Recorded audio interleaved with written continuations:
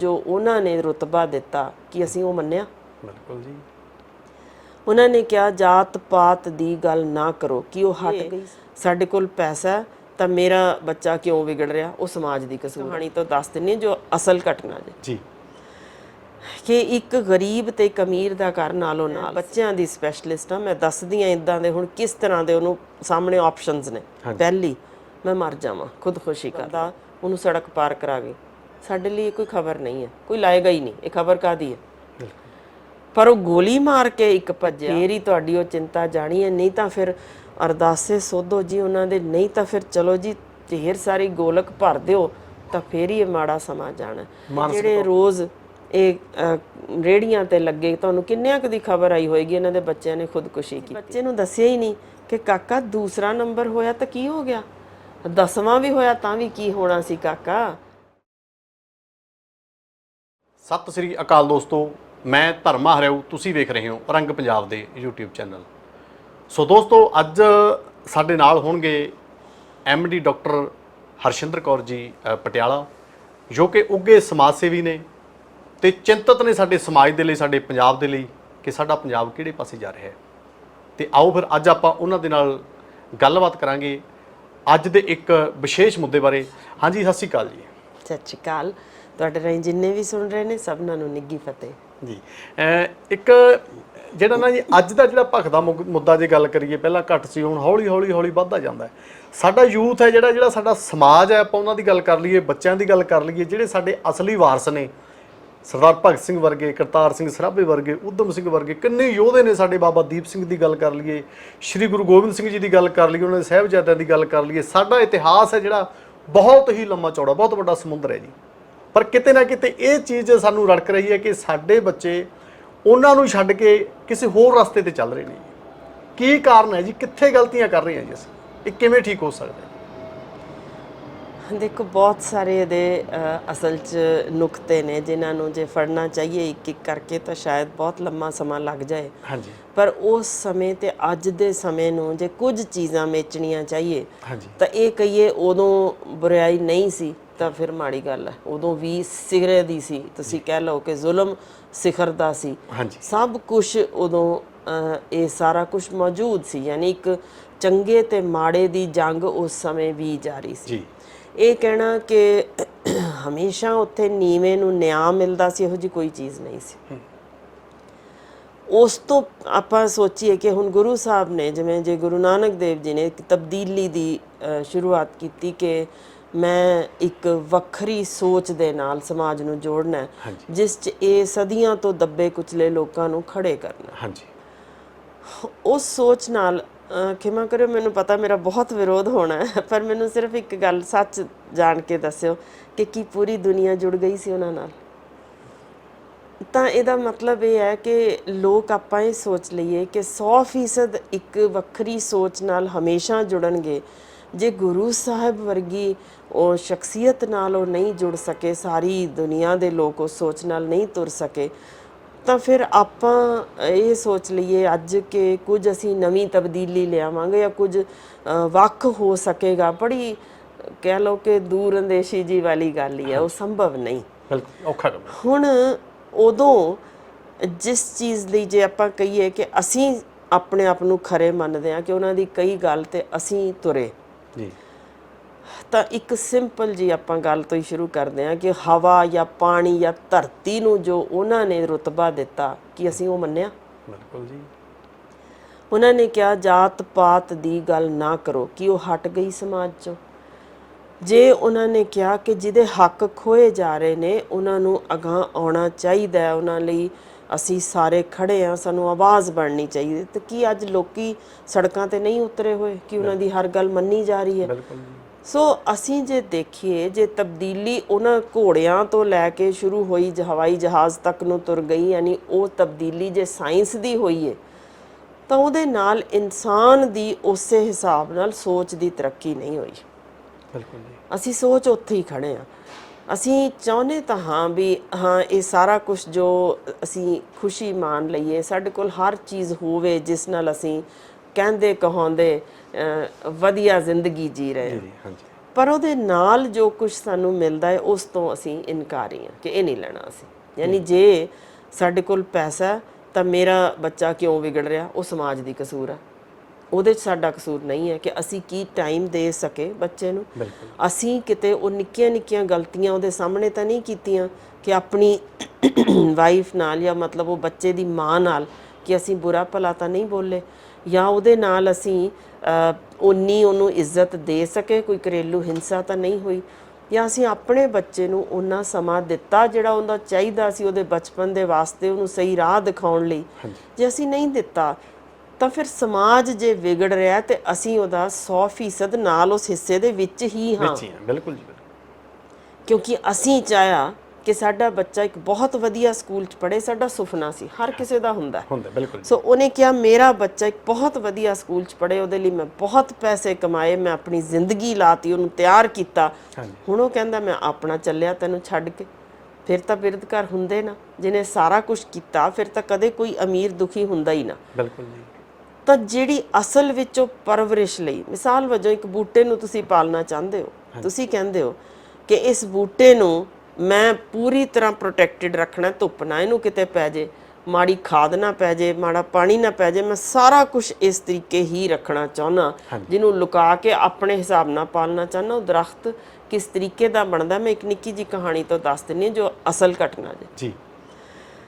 ਕਿ ਇੱਕ ਗਰੀਬ ਤੇ ਇੱਕ ਅਮੀਰ ਦਾ ਘਰ ਨਾਲੋਂ ਨਾਲ ਸੀ। ਇੱਕ ਗਰੀਬ ਨੇ ਬੂਟਾ ਲਾਇਆ ਜਿਹਦੇ ਤੇ ਫੁੱਲ ਬਹੁਤ ਸੋਹਣੇ ਸਨ। ਸੋ ਉਹ ਸੋਹਣੇ ਫੁੱਲਾਂ ਨੂੰ ਦੇਖ ਕੇ ਉਹਨੇ ਨਾਲ ਅਮੀਰ ਨੇ ਸੋਚਿਆ ਮੇਰੇ ਘਰ ਵੀ ਇਹੀ ਸੋਹਣਾ ਚਾਹੀਦਾ, ਫੁੱਲ ਬਹੁਤ ਸੋਹਣੇ ਨੇ।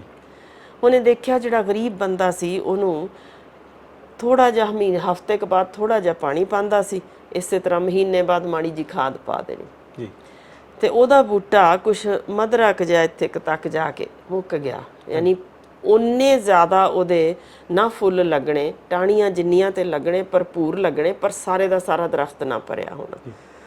ਅਮੀਰ ਨੇ ਕਿਹਾ ਕਿ ਇਹ ਗਰੀਬ ਹੈ ਤਾਂ ਨਹੀਂ ਪਾਉਂਦਾ, ਮੇਰਾ ਦਰਖਤ ਦੇਖਿਓ ਹੁਣ ਕੀ ਹੋਏਗਾ। ਉਹਨੇ ਬੀਜਿਆ, ਰੋਜ਼ ਪਾਣੀ ਪਾਣਾ, ਉਹਨੇ ਹਰ ਹਫ਼ਤੇ ਦੱਬ ਕੇ ਖਾਦ ਪਾਣੀ, ਬਾਹਰੋਂ ਮਹਿੰਗੀਆਂ ਮਹਿੰਗੀਆਂ ਚੀਜ਼ਾਂ ਮੰਗਾ ਉਹਨੂੰ ਪਾਣਾ, ਯਾਨੀ ਉਹਨੂੰ ਪ੍ਰੋਟੈਕਸ਼ਨ ਵੀ ਦਿੱਤੀ, ਉਹਨੂੰ ਸਾਰਾ ਕੁਛ ਉਹਨੂੰ ਹਿਸਾਬ ਨਾਲ, ਅੱਜ ਧੁੱਪ ਵੀ ਵੱਧ ਨਹੀਂ ਪੈਣ ਦੇਣੀ, ਉਹਨੇ ਆਪਣੇ ਹਿਸਾਬ ਨਾਲ ਪਾਲਿਆ ਉਹਨੂੰ। ਬਹੁਤ ਉੱਚਾ ਲੰਮਿਆ, ਬਹੁਤ ਉੱਚਾ ਉਹ ਉੱਗਿਆ, ਉਸ ਤੋਂ ਖਰੇ 3 ਗੁਣਾ ਹੋ ਗਿਆ। ਫੁੱਲ ਵੀ ਉਸ ਤੋਂ ਖਰੇ 5 ਗੁਣਾ ਵੱਧ ਲੱਗੇ ਹੋਣੇ, ਲੱਦਿਆ ਪਿਆ ਫੁੱਲਾਂ ਨਾਲ, ਤੇ ਉਹ ਆਪਣਾ ਟੌਰ ਨਾਲ ਨਿਕਲ ਕੇ ਉਹਨੇ ਕਹਿਣਾ ਦੇਖਿਆ ਇਹ ਹੁੰਦਾ ਅਮੀਰੀ ਗਰੀਬੀ ਦਾ ਫਰਕ। ਹੁਣ ਝੱਖੜ ਆਇਆ ਉਸ ਤੋਂ 4-5 ਦਿਨ ਬਾਅਦ ਦੀ ਗੱਲ, ਜਦੋਂ ਇਸ ਤਰ੍ਹਾਂ ਦੀ ਉਹ ਆਕੜ ਦਿਖਾ ਰਿਹਾ ਸੀ। ਇੰਨਾ ਤਗੜਾ ਝੱਖੜ ਸੀ, ਗੱਲ ਇੰਗਲੈਂਡ ਦੀ ਹੈ ਜਿਹੜੀ ਮੈਂ ਤੁਹਾਨੂੰ ਸੁਣਾ ਰਹੀ ਹਾਂ, ਅਸਲ ਘਟਨਾ ਇਹ ਵਾਪਰੀ ਸੀ। ਹੁਣ ਉਹ ਤੇਜ਼ ਝੱਖੜ ਦੇ ਵਿੱਚ ਜੋ ਦੇਖਣ ਨੂੰ ਮਿਲਿਆ ਕਿ ਸਵੇਰ ਤਾਈਂ ਜਦੋਂ ਉਹ ਬਾਹਰ ਨਿਕਲੇ ਬਹੁਤ ਅੱਤ ਦੀ ਹਨੇਰੀ ਸੀ, ਕਿ ਉਹ ਅਮੀਰ ਦਾ ਦਰਖਤ ਡਿੱਗ ਗਿਆ ਸੀ ਤੇ ਗਰੀਬ ਦਾ ਖੜਾ ਸੀ। ਬਹੁਤ ਡੂੰਗੀ ਗੱਲ ਜੇ ਇਹਦੇ ਪਿੱਛੇ ਉਹ ਕਿਉਂ ਖੜਾ ਸੀ। ਦੇਖੋ ਉਹਨੂੰ ਕਿਰਸ ਦੇ ਨਾਲ ਉਹ ਪਲਿਆ ਸੀ, ਉਹਨੂੰ ਪਾਣੀ ਸੀਮਤ ਸੀ, ਖਾਦ ਸੀਮਤ ਸੀ, ਧੁੱਪ ਤਿੱਖੀ ਦੇ ਵਿੱਚ ਉਹ ਪੂਰਾ ਉਂਝ ਹੀ ਰਿਹਾ ਜਿਵੇਂ ਦੀ ਉਹਨੂੰ ਮਿਲੀ। ਪਰ ਉਹ ਆਪਣੀ ਲੋੜ ਲਈ ਕਿ ਮੈਂ ਪਾਣੀ ਵੀ ਲੈਣਾ, ਮੈਂ ਇਹ ਖਾਦ ਜੋ ਨਹੀਂ ਮਿਲ ਰਹੀ, ਮੈਂ ਉਹ ਲੋੜਵੰਦ ਚੀਜ਼ਾਂ ਜਿਹੜੀਆਂ ਮੈਨੂੰ ਲੋੜੀਂਦੀਆਂ ਨੇ ਮੈਂ ਲੈਣੀਆਂ। ਸੋ ਉਹਦੀਆਂ ਜੜ੍ਹਾਂ ਉੱਪਰ ਨਾਲੋਂ 3 ਗੁਣਾ ਨੀਵੀਆਂ ਥੱਲੇ ਅੰਦਰ ਸੀ। ਉਹ ਇਹ ਥਪੇੜੇ ਜ਼ਿੰਦਗੀ ਦੇ ਚੱਲ ਗਏ। ਅੱਜ ਦੀ ਜੇ ਅਸੀਂ ਗੱਲ ਕਰਨਾ ਚਾਹੀਏ, ਜੋ ਤੁਸੀਂ ਮੈਨੂੰ ਪੁੱਛਿਆ, ਮੇਰਾ ਖਿਆਲ ਹੈ ਜਿੰਨੇ ਵੀ ਸੂਝਵਾਨ ਹੋਣਗੇ ਉਹਨਾਂ ਨੂੰ ਮਿਲ ਗਿਆ ਹੋਣਾ ਜਵਾਬ। ਫਿਰ ਵੀ ਮੈਂ ਸਾਫ਼ ਤਰੀਕੇ ਸਮਝਾ ਦਿਆਂ ਕਿ ਉਹ ਦਰਖਤ ਦੀਆਂ ਜੜ੍ਹਾਂ ਗਈਆਂ ਹੀ ਨਹੀਂ ਸੀ, ਉਹਨੂੰ ਪਏ ਪਏ ਨੂੰ ਮਿਲ ਰਿਹਾ ਸੀ, ਉਹ ਟੁੱਟ ਗਿਆ। ਅਸੀਂ ਬੱਚਿਆਂ ਦੀ ਹਰ ਲੋੜ ਪੂਰੀ ਕਰਨ ਲਈ ਜਾਨ ਵਾਰਦੇ ਪਏ ਹਾਂ। ਮੇਰਾ ਬੱਚਾ, ਇਹਨੂੰ ਕੋਈ ਕਮੀ ਨਾ ਰਹਿ ਜਾਏ, ਮੈਂ ਉਹਨੂੰ ਹਰ ਪਾਸਿਓਂ ਰਜਾ ਦਿਆਂ, ਇਹ ਖੁਸ਼ ਹੈ, ਸਭ ਕੁਝ ਠੀਕ ਹੈ।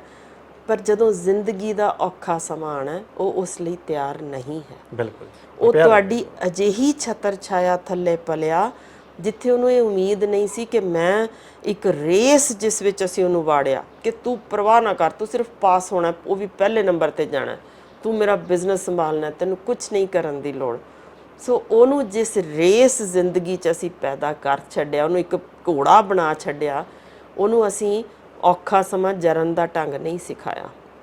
ਉਸ ਰੇਸ ਵਿੱਚ ਦੌੜਦਿਆਂ ਉਹ ਦੂਜੇ ਨੰਬਰ ਤੇ ਵੀ ਰਹੇਗਾ ਤਾਂ ਮੈਂ ਬੱਚਿਆਂ ਦੀ ਸਪੈਸ਼ਲਿਸਟ ਹਾਂ, ਮੈਂ ਦੱਸਦੀ ਹਾਂ ਇਦਾਂ ਦੇ ਹੁਣ ਕਿਸ ਤਰ੍ਹਾਂ ਦੇ ਉਹਨੂੰ ਸਾਹਮਣੇ ਆਪਸ਼ਨਸ ਨੇ। ਪਹਿਲੀ, ਮੈਂ ਮਰ ਜਾਵਾਂ, ਖੁਦਕੁਸ਼ੀ ਕਰ ਲਵਾਂ, ਕਿਉਂਕਿ ਉਹਨੂੰ ਕੋਈ ਠਹਿਰਾਓ ਉਹਦੀ ਜ਼ਿੰਦਗੀ 'ਚ ਨਹੀਂ ਹੈ। ਮੈਂ ਜੋ ਅਚੀਵ ਕਰ ਸਕ ਰਿਹਾ ਸੀ ਮੈਨੂੰ ਮਿਲਿਆ ਨਹੀਂ, ਮੇਰੇ ਪਿਓ ਨੇ ਲੈ ਕੇ ਨਹੀਂ ਦਿੱਤਾ, ਉਹ ਅਗਾਂਹ ਕਿਉਂ ਆ ਗਿਆ, ਤਾਂ ਜਾਂ ਤਾਂ ਫਿਰ ਮੈਂ ਉਸ ਤੋਂ ਬਦਲਾ ਲਵਾਂਗਾ, ਯਾਨੀ ਜਾਂ ਮੈਂ ਆਪ ਮਰ ਜਾਊਂਗਾ ਜਾਂ ਉਹ ਅੱਗੇ ਕਿਉਂ ਲੰਘਿਆ ਉਹਨੂੰ ਢਾਣਾ। ਤੇ ਜੇ ਉਹ ਨਹੀਂ ਸੌਖਾ ਰਸਤਾ ਮਿਲਿਆ ਤਾਂ ਫਿਰ ਉਹਦੇ ਕੋਲ ਆਪਸ਼ਨਸ ਨੇ ਦੇਖਣ ਨੂੰ, ਅੱਛਾ ਦੁਨੀਆ ਵਿੱਚ ਕੀ ਹੋ ਰਿਹਾ, ਸਮਾਜ ਵਿੱਚ ਕੌਣ ਹੀਰੋ ਹੈ, ਕਿਸ ਤਰੀਕੇ ਨੂੰ ਮੈਂ ਆਪਣਾ ਅੱਗੇ ਲੰਘਾਂ। ਤਾਂ ਉਹਨੂੰ ਹੀਰੋ ਅਸੀਂ ਕੀ ਦਿਖਾ ਰਹੇ ਹਾਂ, ਸਾਰੀਆਂ ਅਖਬਾਰਾਂ, ਸਾਰੇ ਟੀਵੀ, ਹਰ ਥਾਂ ਤੇ, ਭਾਵੇਂ ਉਹ ਸੋਸ਼ਲ ਮੀਡੀਆ ਹੋਏ, ਅਸੀਂ ਕਿਸ ਨੂੰ ਦਿਖਾਉਂਦੇ ਹਾਂ। ਤੁਹਾਨੂੰ ਲੱਗਦਾ ਕਿ ਤੁਸੀਂ ਤੁਰਦੇ ਜਾਂਦੇ ਕਦੇ ਇਹ ਖਬਰ ਲੋਕੀ ਦੇਖਣਗੇ ਵੀ ਕਿ ਇੱਕ ਬਜ਼ੁਰਗ ਖੜਿਆ ਸੀ, ਇੱਕ ਨਾਲ ਤੁਰਦਾ ਜਾਂਦਾ ਉਹਨੂੰ ਸੜਕ ਪਾਰ ਕਰਾ ਗਈ? ਸਾਡੇ ਲਈ ਇਹ ਕੋਈ ਖਬਰ ਨਹੀਂ ਹੈ, ਕੋਈ ਲਾਏਗਾ ਹੀ ਨਹੀਂ, ਇਹ ਖਬਰ ਕਾਹਦੀ ਹੈ। ਪਰ ਉਹ ਗੋਲੀ ਮਾਰ ਕੇ ਇੱਕ ਭੱਜਿਆ, ਉਹ ਸਾਡੇ ਲਈ ਖਬਰ ਹੈ, ਉਹਨੂੰ ਅਸੀਂ ਸਾਰਾ ਦਿਨ ਚਲਾਵਾਂਗੇ। ਉਸ ਬੱਚੇ ਲਈ ਕੀ ਹੈ ਕਿ ਇਹਦਾ ਮਤਲਬ ਹੈ ਆਹ ਕੰਮ ਫਜ਼ੂਲ ਹੈ, ਇਹਦੇ 'ਚ ਮੇਰਾ ਕੋਈ ਨਾਂ ਨਹੀਂ ਹੋਣਾ। ਪਰ ਜੇ ਮੈਂ ਉੱਧਰੋਂ ਪਹਿਲੇ ਨੰਬਰ 'ਤੇ ਵੀ ਨਹੀਂ ਆ ਸਕਿਆ, ਪਿਓ ਤੋਂ ਵੀ ਝਿੜਕਾਂ ਮਿਲ ਗਈਆਂ, ਮੈਂ ਉਸ ਤੋਂ ਬਦਲਾ ਵੀ ਨਹੀਂ ਲੈ ਸਕਿਆ, ਤਾਂ ਮੇਰੇ ਕੋਲ ਇੱਕ ਥਰਡ ਆਪਸ਼ਨ ਹੈ, ਮੈਂ ਜਿਸ ਵਿੱਚ ਪੂਰਾ ਆਪਣੀ ਚੌਧਰ ਦਿਖਾ ਸਕਦਾ, ਮੈਂ ਇਸ ਦੁਨੀਆ 'ਤੇ ਰਾਜ ਕਰ ਸਕਦਾ। ਤਾਂ ਮੇਰੇ ਹੱਥ ਵਿੱਚ ਇੱਕ ਅਜਿਹੀ ਚੀਜ਼ ਹੋਣੀ ਚਾਹੀਦੀ ਹੈ ਜਿਸ ਤੋਂ ਲੋਕਾਂ ਨੂੰ ਭੈ ਆਉਂਦਾ ਹੋਵੇ ਤੇ ਮੇਰੇ ਚਰਚੇ ਹੋਣ। ਹੁਣ ਉਹ ਭੈ ਦੀ ਜੋ ਰਾਜਨੀਤੀ ਵੀ ਸਾਡੇ ਚੱਲਦੀ ਹੈ, ਡਰਾ ਧਮਕਾ ਕੇ, ਭਾਵੇਂ ਉਹ ਈਡੀਜ਼ ਹੋਣ ਜਾਂ ਜੋ ਵੀ ਮਰਜ਼ੀ ਚੱਲ ਰਹੀਆਂ ਹੋਣ, ਸਾਡੇ ਇੱਥੇ ਸਿਆਸਤ ਵੀ ਭੈ ਦੀ ਹੈ। ਅਫਸੋਸ ਸਾਡਾ ਧਰਮ ਵੀ ਭੈ ਦੇ ਉੱਤੇ ਆਧਾਰਿਤ ਹੋ ਕੇ ਰਹਿ ਗਿਆ।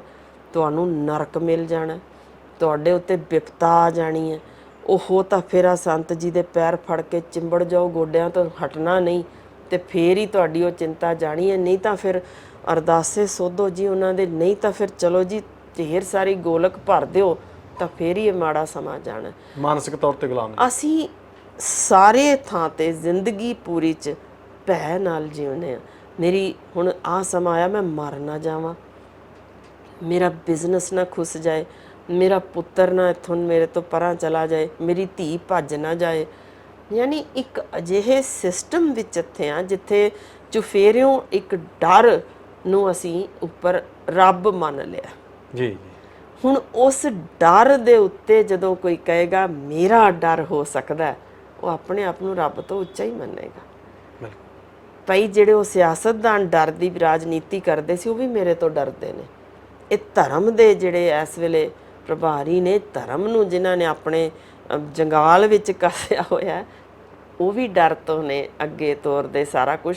ਮੈਂ ਉਹਨਾਂ ਦੇ ਉੱਤੇ ਵੀ ਹਾਂ, ਤੇ ਮੈਂ ਆਮ ਖਲਕਤ ਜਿਹੜੀ ਤਾਂ ਵਿਚਾਰੀ ਵੈਸੇ ਹੀ ਡਰੀ ਪੀਸੀ ਪਈ ਹੈ, ਤਾਂ ਫਿਰ ਮੈਂ ਸਭ ਤੋਂ ਉਤਾਂਹ ਹੋ ਗਿਆ। ਤਾਂ ਕਿਸ ਨੂੰ ਫੋਲੋ ਕਰਨਗੇ ਇਹ ਬੱਚੇ ਜਿਨ੍ਹਾਂ ਨੂੰ ਅਸੀਂ ਰਾਹ ਦੱਸਿਆ ਨਹੀਂ? ਪਰ ਇਹਦੇ ਬਦਲੇ ਕਿੰਨੇ ਕੁ ਬੱਚੇ ਨੇ, ਤੁਸੀਂ ਮੈਨੂੰ ਦੱਸਿਓ, ਤੁਸੀਂ ਵੇਖਦੇ ਹੋ ਕਿ ਜਿਹੜੇ ਰੋਜ਼ ਇਹ ਰੇਹੜੀਆਂ ਤੇ ਲੱਗੇ, ਤੁਹਾਨੂੰ ਕਿੰਨਿਆਂ ਕੁ ਦੀ ਖਬਰ ਆਈ ਹੋਏਗੀ ਇਹਨਾਂ ਦੇ ਬੱਚਿਆਂ ਨੇ ਖੁਦਕੁਸ਼ੀ ਕੀਤੀ? ਨਹੀਂ ਕਰਦੇ। ਪਰ ਸਾਡੇ ਕਿਸਾਨ ਵੀਰਾਂ ਦੇ ਕਿਉਂ ਕਰਦੇ ਨੇ? ਅਸੀਂ ਇੱਕ ਸੀਮਾ ਉਹਨਾਂ ਦੇ ਅੱਗੇ ਨਿਰਧਾਰਤ ਕਰ ਦਿੱਤੀ ਹੈ। ਫਲਾਣੇ ਦਾ ਬੱਚਾ ਕੈਨੇਡਾ ਗਿਆ, ਇੰਨਾ ਕਮਾ ਕੇ ਦੇ ਰਿਹਾ, ਫਲਾਣੇ ਦਾ ਐਡਾ ਵੱਡਾ ਟਰੈਕਟਰ ਆ, ਤੇਰੇ ਕੋਲ ਨਹੀਂ। ਉਹ ਫਲਾਣੇ ਦੀਆਂ ਆਖਰ ਸਦਰਾਂ ਨੇ ਉਹਨਾਂ ਦੀਆਂ, ਉਹ ਫਲਾਣੇ ਦਾ ਦੇਖ ਕਿੱਡਾ ਤਗੜਾ ਵਿਆਹ ਹੋਇਆ, ਕਿੰਨੇ ਲੋਕ ਆਏ, ਤਾਂ ਫਿਰ ਇੱਥੇ ਵੀ ਉਹ ਹੋਣਾ ਚਾਹੀਦਾ। ਯਾਨੀ ਅਸੀਂ ਆਪਣੀਆਂ ਸਦਰਾਂ ਸੀਮਤ ਕਰਨੀਆਂ ਨਹੀਂ ਸਿੱਖੀਆਂ। ਹੋਰ ਤੇ ਹੋਰ ਨਾਲ ਅਸੀਂ ਜ਼ਿੰਦਗੀ ਜੀਣੀ ਭੁੱਲ ਗਏ। ਅਸੀਂ ਬੱਚੇ ਨੂੰ ਦੱਸਿਆ ਹੀ ਨਹੀਂ ਕਿ ਕਾਕਾ ਦੂਸਰਾ ਨੰਬਰ ਹੋਇਆ ਤਾਂ ਕੀ ਹੋ ਗਿਆ, 10ਵਾਂ ਵੀ ਹੋਇਆ ਤਾਂ ਵੀ ਕੀ ਹੋਣਾ ਸੀ ਕਾਕਾ। ਆਪਾਂ ਲੰਘ ਗਏ ਉਹ ਇੱਕ ਇਮਤਿਹਾਨ 'ਚੋਂ, ਲੰਘਣਾ ਹੀ ਹੁੰਦਾ, ਲੰਘ ਗਿਆ। ਅੱਗੇ ਹੋਰ ਤੇਰੀ ਸੋਚ, ਸ਼ਾਇਦ ਤੂੰ ਬਹੁਤ ਖੂਬਸੂਰਤ ਇੱਕ ਡਰਾਈਵਰ ਬਣ ਸਕੇ, ਤੇਰਾ ਐਡਾ ਤਗੜਾ ਰੇਸਿੰਗ ਵਿੱਚ ਨਾਮ ਹੋਵੇ, ਹੋ ਸਕਦਾ ਤੇ ਕਮਾਲ ਦੀ ਚਿੱਤਰਕਾਰੀ ਕਰਦਾ ਹੋਵੇ, ਉਹ ਤੂੰ ਕਦੇ ਲੱਕੜ ਤੋਂ ਘੜ ਕੇ ਇਹੋ ਜਿਹੀ ਕਮਾਲ ਤੇਰੇ ਹੱਥ ਵਿੱਚ ਹੁਨਰ ਹੋਵੇ। ਭਈ ਉਹ ਫਿਜ਼ਿਕਸ ਹੀ ਕਿਉਂ ਪੜ੍ਹੇ, ਉਹ ਕੈਮਿਸਟਰੀ ਹੀ ਕਿਉਂ ਪੜ੍ਹੇ ਤੇ ਖੁਦਕੁਸ਼ੀ ਹੀ ਕਿਉਂ ਕਰੇ? ਕਿਉਂਕਿ ਅਸੀਂ ਥੋਪ ਦਿੱਤਾ ਤੇਰੇ ਉੱਤੇ ਆਹ ਰੇਸ ਦਾ ਰਾਹ ਹੈ ਤੇ ਤੂੰ ਇੱਕ ਰੇਸ ਦਾ ਘੋੜਾ। ਤਾਂ ਫਿਰ ਉਹ ਇਹੋ ਕੁਝ ਹੋਣਾ ਉਹਨੇ ਚੁਫੇਰੇ ਜੋ ਦੇਖਣਾ। ਬਿਲਕੁਲ ਜੀ, ਬਿਲਕੁਲ। ਕਿਉਂਕਿ ਇੱਕ ਹੋਰ ਵੀ ਹੈ ਨਾ ਜੀ, ਅਸੀਂ ਕਰਦੇ ਹਾਂ, ਜਿਵੇਂ ਹੁਣ ਕੋਈ ਕਿਸੇ ਵੀ ਸਾਡੇ ਯੋਧੇ ਦਾ ਕੋਈ ਸ਼ਹੀਦੀ ਦਿਹਾੜਾ ਜਾਂ ਜਨਮ ਦਿਨ ਆ ਗਿਆ ਜੀ, 2 ਦਿਨ ਤਾਂ ਪੂਰਾ ਚੱਲਦਾ ਵੀ ਹਾਂ ਜੀ ਬਸ ਸਾਰਾ ਕੁਝ ਅਸੀਂ ਹੀ ਇਹਦਾ ਜੋ ਪਤਾ ਨਹੀਂ ਅਸੀਂ ਕੀ ਕੁਝ ਲੈ ਲਿਆ।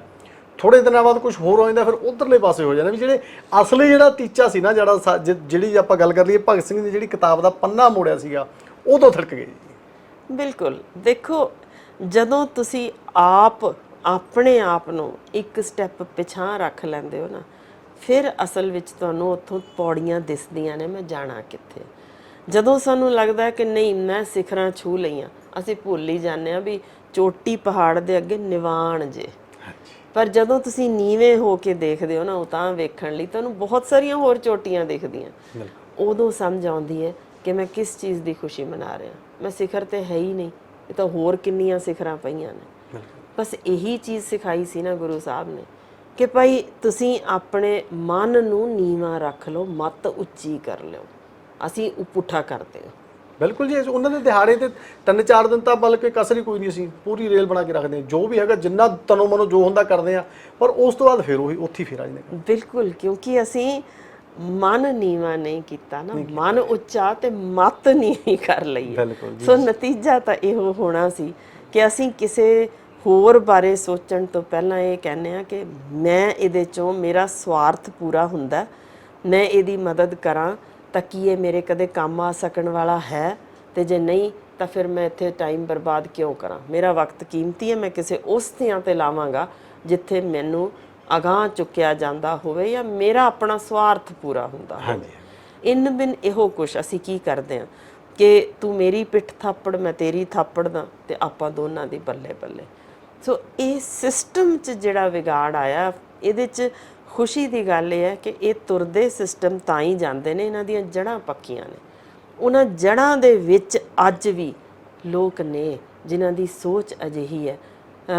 ਮੈਂ ਤੁਹਾਨੂੰ ਅਮਰੀਕਾ ਜਾਂ ਕੈਨੇਡਾ ਦੇ ਮੈਂ ਬਹੁਤ ਗੇੜੇ ਲਾਏ ਨੇ, ਉੱਥੇ ਹੁਣ ਏਡੇ ਏਡੇ ਤਗੜੇ ਰਈਸ ਨੇ ਜਿਨ੍ਹਾਂ ਨੇ ਸਾਰਾ ਹੀ ਕੁਝ ਦੇ ਦਿੱਤਾ ਕਿ ਇਹ ਮੈਂ ਤੇ ਜਾਣਾ, ਪਰ ਇਹ ਮੈਂ ਕਮਾਇਆ, ਤੇ ਕਮਾਣਾ ਮਾੜਾ ਨਹੀਂ, ਮੈਂ ਕਿਸੇ ਦਾ ਲਹੂ ਨਹੀਂ ਚੂਸਿਆ, ਮਿਹਨਤ ਨਾਲ ਕਮਾਇਆ, ਪਰ ਮੈਂ ਸਾਰਾ ਹੁਣ ਸਮਾਜ ਨੂੰ ਦੇ ਕੇ ਚੱਲਿਆ, ਲੋੜਵੰਦਾਂ ਕੋਲ ਹੋਵੇ।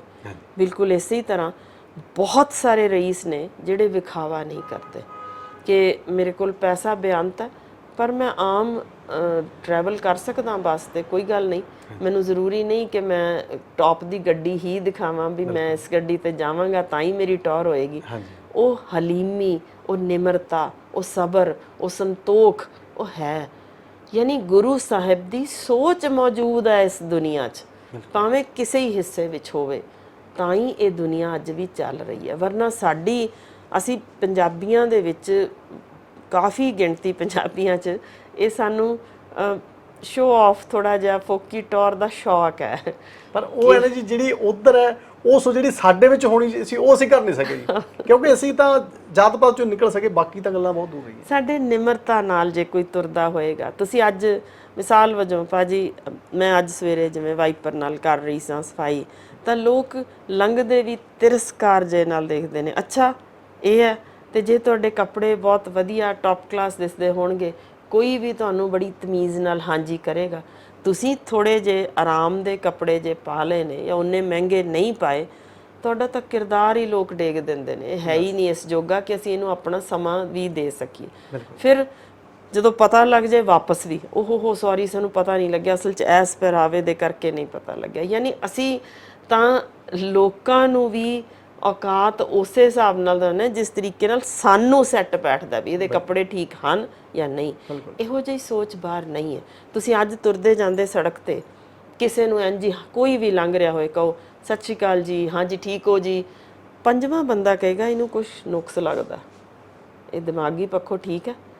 ਤੇ ਬਾਹਰ ਜਦੋਂ ਤੁਸੀਂ ਜਾਂਦੇ ਹੋ, ਕਿੰਨਾ ਸਿਰਫ ਉਸ ਥਾਂ ਤੇ ਜਦੋਂ ਪਹੁੰਚਦੇ, ਤੁਸੀਂ ਇੰਗਲੈਂਡ ਗਏ ਹੋ, ਅਮਰੀਕਾ ਗਏ ਹੋ, ਕੈਨੇਡਾ ਗਏ ਹੋ, ਆਸਟ੍ਰੇਲੀਆ ਗਏ ਹੋ, ਉਹਨਾਂ ਦੇ ਲੋਕਾਂ ਨੂੰ ਕਦੇ ਦੇਖਿਆ ਜੇ ਕਦੇ ਵੀ ਚਿਹਰੇ ਤੇ ਸ਼ਿਕਨ, ਲੰਘਦੇ ਜਾਂਦੇ ਉਹਨਾਂ ਨੂੰ ਪਤਾ ਨਹੀਂ ਤੁਸੀਂ ਕੌਣ ਹੋ, ਉਹਨਾਂ ਨੇ ਵੈਸੇ ਹੀ ਕਹਿਣਾ ਹਾਏ ਹੈਲੋ ਓਕੇ। ਤਾਂ ਉਹ ਚੀਜ਼ ਤੁਸੀਂ ਨਹੀਂ ਬੋਲਦੇ, ਤੁਹਾਨੂੰ ਲੱਗਦਾ ਵੀ ਇਹ ਬਿਮਾਰ ਹੈ ਬੰਦਾ, ਇਹਨੂੰ ਹਾਲ ਚਾਲ ਪੁੱਛੀਏ। ਤਾਂ ਫਿਰ ਗੁਰੂ ਸਾਹਿਬ ਦੀ ਸੋਚ ਕਿੱਥੇ ਹੈ ਕਿ ਉਹ ਗੋਲਕਾਂ ਭਰਦੇ ਰਹੀਏ, ਉਹਦੇ ਲਈ ਅਨਾਉਂਸਮੈਂਟਸ ਹੋਣ, ਗੋਲਕਾਂ ਭਰੋ ਲੋੜ ਹੈ, ਜਾਂ ਕਿ ਉੱਥੇ ਜਿੱਥੇ ਕਹਿਣ ਜੀ ਇਨਸਾਨ ਜ਼ਿਆਦਾ ਕੀਮਤੀ ਹੈ, ਇਹ ਇੱਕ ਦੂਜੇ ਦੇ ਚਿਹਰੇ ਤੇ ਖੁਸ਼ੀ ਹੋਵੇ, ਮੁਸਕਾਨ ਹੋਵੇ, ਉਹ ਚੰਗਾ ਨਹੀਂ। ਤੇ ਫਿਰ ਸਾਡੇ 'ਚ ਉਹ ਲੋਕ ਨੇ ਜਿਹੜੇ ਕਹਿੰਦੇ ਨੇ ਇਹਦੇ ਚਿਹਰੇ ਤੇ ਮੁਸਕਾਨ ਕਿਉਂ ਹੈ, ਖਿੱਚ ਕਿਉਂ ਨਹੀਂ ਲਈ ਅਸੀਂ, ਇਹ ਖੁਸ਼ ਕਿਉਂ ਹੈ, ਅਸੀਂ ਦੁਖੀ ਹੋਈ ਇਸ ਚੀਜ਼ ਤੋਂ ਆ, ਸਾਡੇ ਕੋਲ ਚੀਜ਼ ਹੋਵੇ ਨਾ ਹੋਵੇ ਪਰ ਇਹ ਅੱਜ ਖੁਸ਼ ਕਿਉਂ ਹੈ, ਇਹਦੇ ਕੋਲੇ ਕਿਉਂ ਹੈ ਜੀ? ਇਹ ਹੱਸ ਕੇ ਕਿਉਂ ਲੰਘ ਗਿਆ।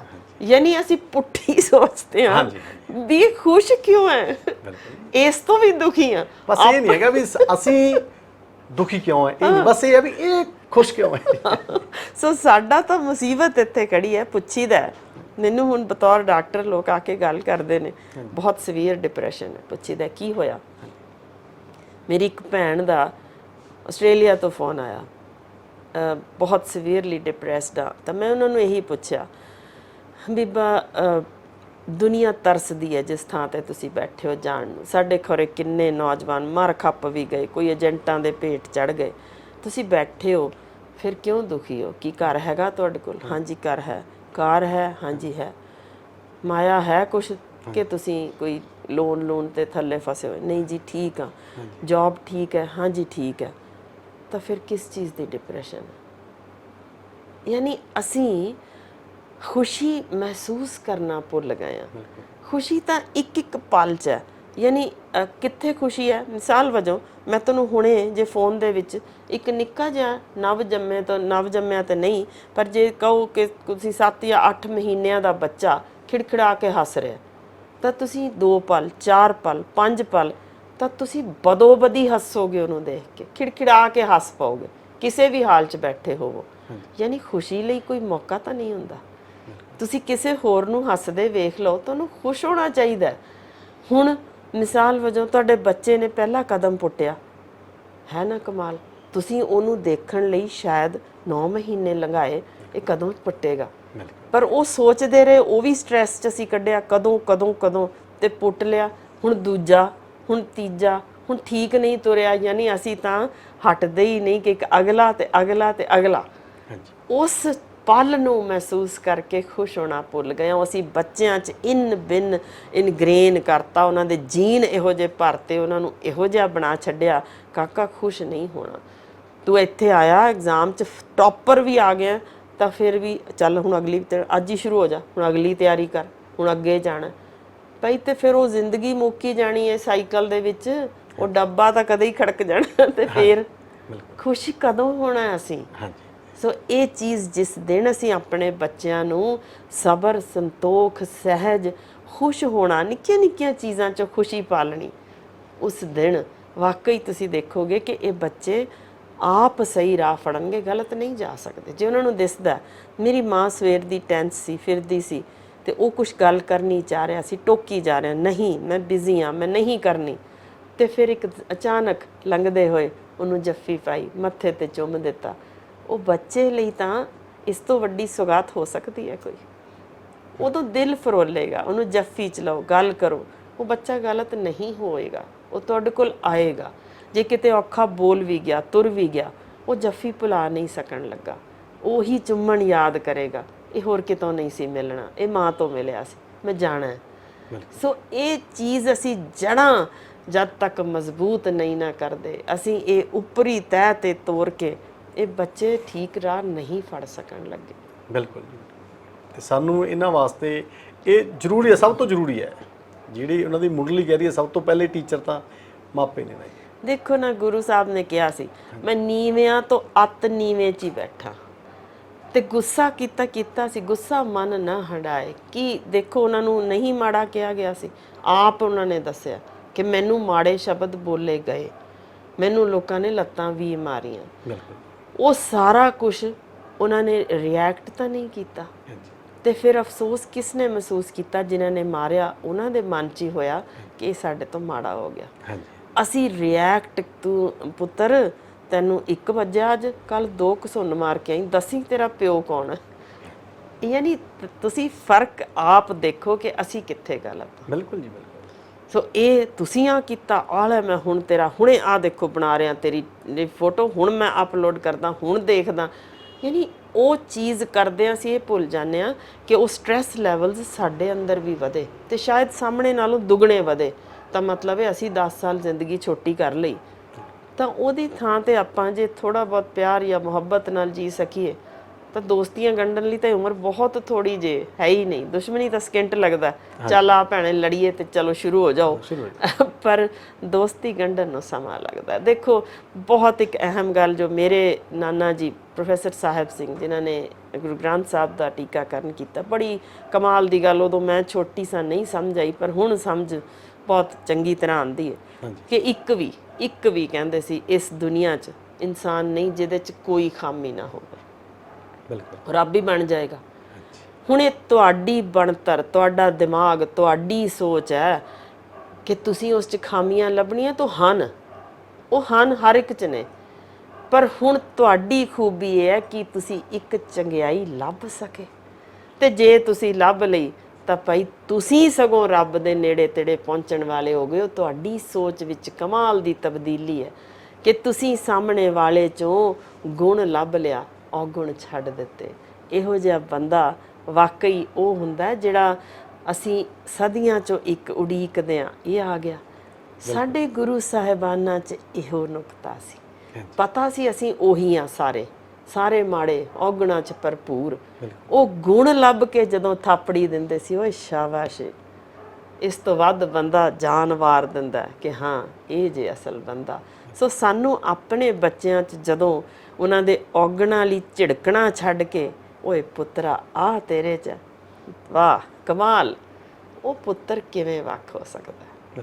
ਬਹੁਤ ਬਹੁਤ ਧੰਨਵਾਦ ਜੀ ਤੁਹਾਡਾ, ਕਿਉਂਕਿ ਤੁਹਾਨੂੰ ਮਿਲ ਕੇ ਵੀ ਜਿੱਥੇ ਰੂਹ ਨੂੰ ਖੁਸ਼ੀ ਮਿਲਦੀ ਹੈ ਨਾ, ਜੇ ਉਹ ਚੀਜ਼ਾਂ ਜਿਹੜੀਆਂ ਸਾਨੂੰ ਇਸ ਸਮੇਂ ਤੇ ਲੋੜ ਆਈ, ਸਾਡੀ ਕੋਸ਼ਿਸ਼ ਰਹਿੰਦੀ ਹੈ ਵੀ ਹਰ ਗੱਲ ਜਿਹੜੀ ਜਿਹਦੇ ਨਾਲ ਕਿਸੇ ਨਾ ਕਿਸੇ ਸਾਡੇ ਸਮਾਜ ਦਾ ਜੋ ਵੀ ਹਿੱਸਾ ਹੈ ਉਹਨਾਂ ਦੀ ਜ਼ਿੰਦਗੀ ਹੈ ਜਿਹੜੀ ਉਹ ਸਫਲ ਹੋ ਜਾਏ। ਦੇਖੋ ਜੀ ਮੈਂ ਇਹ ਕਹਿ ਸਕਦੀ ਹਾਂ ਕਿ TRP ਭਾਵੇਂ ਨਾ ਮਿਲੇ ਇਸ ਪ੍ਰੋਗਰਾਮ 'ਚੋਂ, ਕਿਉਂਕਿ ਲੋਕੀ ਭੜਕਾਊ ਚੀਜ਼, ਗਨ ਕਲਚਰ, ਇਹ ਉੱਥੇ ਮਾਰਿਆ, ਲੜਾਈ ਜੰਗ ਬਹੁਤ ਖੁਸ਼ ਹੁੰਦੇ ਨੇ, ਪਰ ਮੈਂ ਉਹਨਾਂ ਸਾਰਿਆਂ ਨੂੰ ਇਹ ਕਹਿਣਾ ਚਾਹਾਂਗੀ ਕਦੇ ਜ਼ਿੰਦਗੀ 'ਚ ਇੱਕ ਪਲ ਆਪਣੇ ਆਪ ਨਾਲ ਗੱਲ ਕਰਿਓ। ਸੌਣ ਤੋਂ ਪਹਿਲਾਂ ਸਿਰਫ ਇੱਕ ਗੱਲ ਕਰਨੀ ਸ਼ੁਰੂ ਕਰੋ, ਮੈਂ ਅੱਜ ਕਿਸੇ ਦੇ ਚਿਹਰੇ ਤੇ ਮੁਸਕਾਨ ਲਿਆ ਸਕਿਆ ਤਾਂ ਉਹ ਦਿਨ ਆਪਣੀ ਜ਼ਿੰਦਗੀ 'ਚ ਐਡ ਕਰ ਲਓ, ਫਿਰ ਵੇਖਿਓ ਕਿੰਨੇ ਦਿਨਾਂ ਦੀ ਜ਼ਿੰਦਗੀ ਜੀਏ ਹੋ। ਤੇ ਜੇ ਜ਼ਿੰਦਗੀ ਜੀ ਨਹੀਂ ਤੇ ਫਿਰ ਇਹੋ ਜਿਹਾ ਜਨਮ ਕਿਸ ਲੇਖੇ, ਤਾਂ ਫਿਰ ਅੱਜ ਵੀ ਮੁਰਦਾ ਪਏ ਆ। ਸੋ ਜੀਣ ਦੀ ਕੋਸ਼ਿਸ਼ ਕਰੀਏ, ਬਿਲਕੁਲ ਲੈਟ ਲਿਵ ਐਂਡ ਲੈਟ ਲਿਵ ਦਾ ਹੀ ਕਿਹਾ ਜਾਂਦਾ। ਸੋ ਅਸੀਂ ਜੇ ਖੁਸ਼ ਹੋਣਾ ਚਾਹੁੰਦੇ ਆ ਤਾਂ ਗੁਆਂਢੀ ਖੁਸ਼ ਹੋਣਾ ਜ਼ਰੂਰੀ ਹੈ, ਨਹੀਂ ਤਾਂ ਅਸੀਂ ਸਾਰਾ ਦਿਨ ਇਹ ਮਾੜਾ, ਇਹ ਵੀ ਮਾੜਾ, ਉਹ ਵੀ ਮਾੜਾ, ਮਾੜੇ ਤੇ ਸਾਰੇ ਹੀ ਨੇ, ਔਗਣਾਂ ਦੇ ਭਰੇ ਨੇ।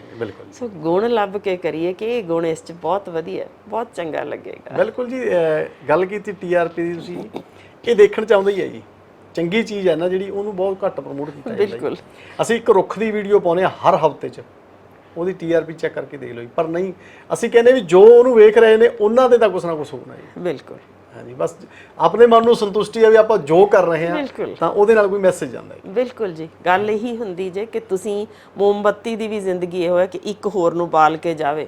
ਸੋ ਆਪਾਂ ਜੇ ਇੱਕ ਜ਼ਿੰਦਗੀ 'ਚ ਵੀ ਚਿਣਗ ਬਾਲ ਸਕੇ ਆ ਤਾਂ ਬਹੁਤ ਹੈ। ਬਿਲਕੁਲ ਜੀ, ਸੋ ਬਹੁਤ ਬਹੁਤ ਧੰਨਵਾਦ ਤੁਹਾਡਾ।